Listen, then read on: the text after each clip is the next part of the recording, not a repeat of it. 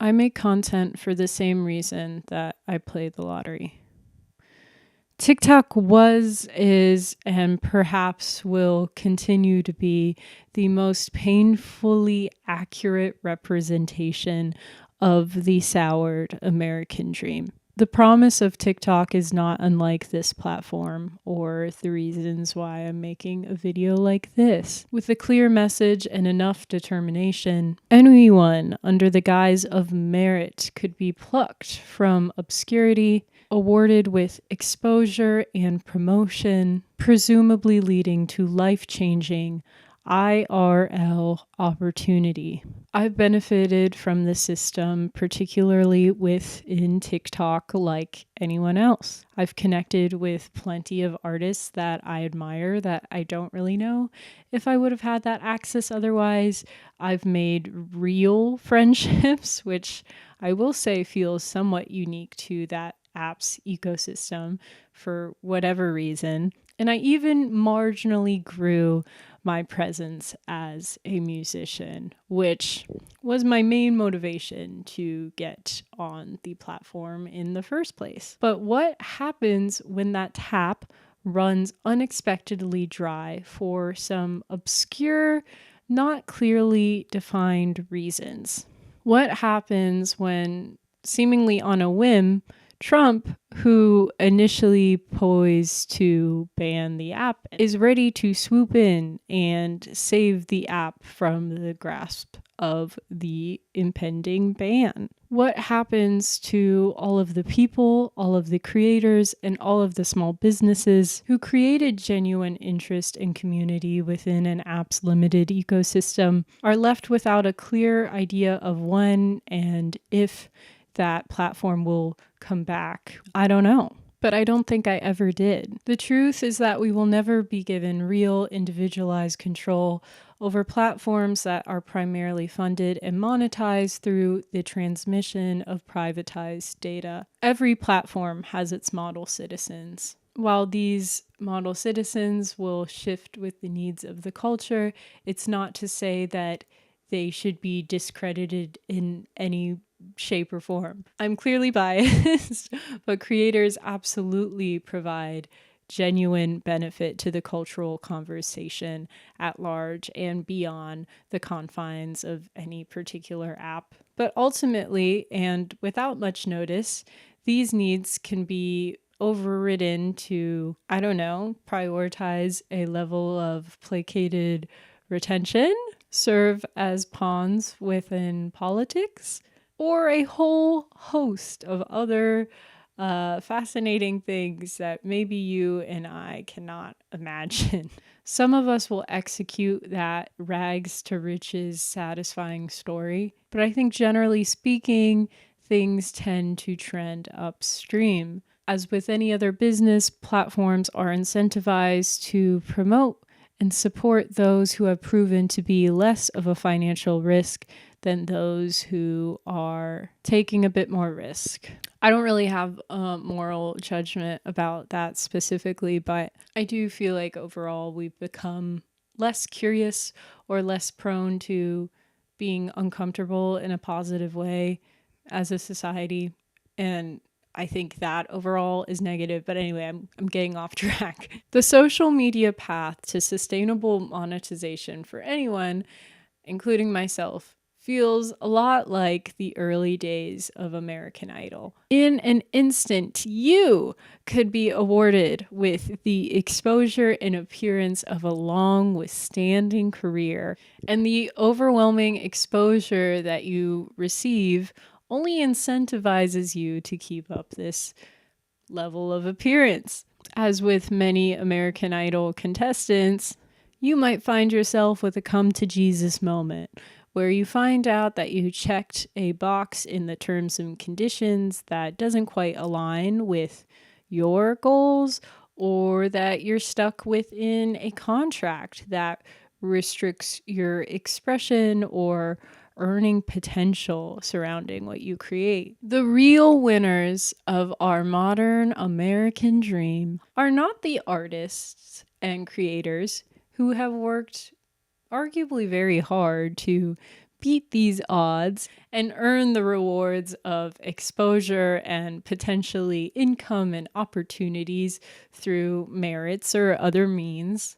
No, no, no. It's the private companies who convince us all to play this game. And not only do they convince us to play and compete, but they do this all without having to assume half of the personal or reputational risk that comes with being one of these creators. Make no mistake, you are replaceable, at least within this model and within this framework. The way I see it, every app has a similar cycle.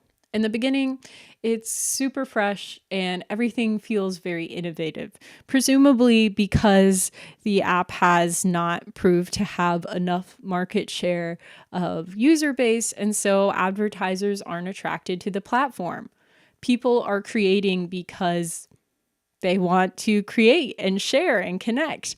And even if they're motivated with a pipe dream idea to connect and build a community, ideally to turn that community into some level of business or occupation, it's not held down by the constraints of advertiser editorial departments. As this happens, people do start to extract a deal of fame, right? This becomes the carrot that attracts more and more people to the platform. There's more content coming out, which will also attract more people who see other people who are doing well and then think, hey, maybe I could do that. All while this is happening, advertisers are taking notice. People are spending more of their time on these platforms. Because there's so much content at this stage, ironically, it's more difficult than ever to establish yourself from absolute obscurity, even if we don't like to admit it, that might be one of the main reasons why you were attracted to create on that app in the first place. Eventually, we reach peak saturation.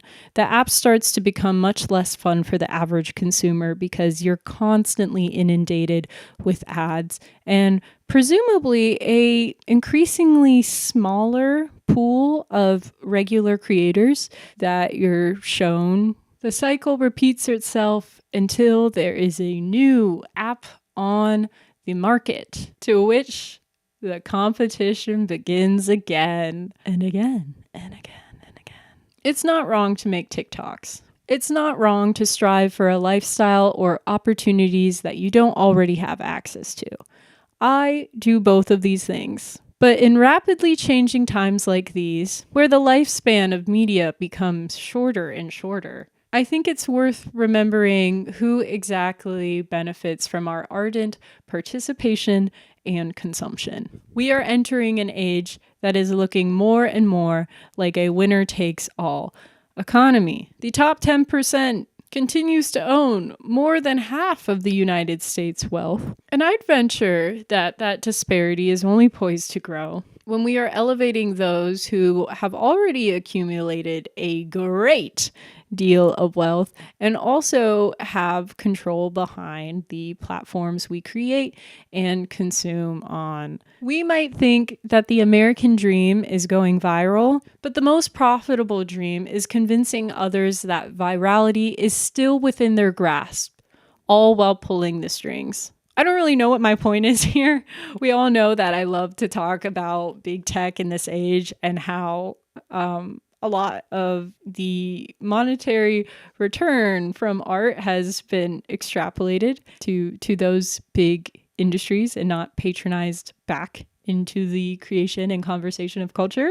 But as we swing into a fatter and fatter tail, our attention is that much more valuable. I think it's more important than ever to be experimental, to make yourself uncomfortable, to try and understand how opposing forces got to where they are, or just simply be curious about things and follow through on that impulse and understand that sharing your perspective, connecting with people and talking to them about theirs, and ultimately building a community is so important. And that value will never be properly reflected in currency.